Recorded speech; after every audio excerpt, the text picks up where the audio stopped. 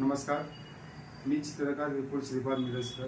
दरवर्षीप्रमाणे याही वर्षी शिवजयंतीनिमित्त 21,000 शर्टच्या बटनापासून मी छत्रपती शिवाजी महाराजांची प्रतिमा साकारलेली आहे।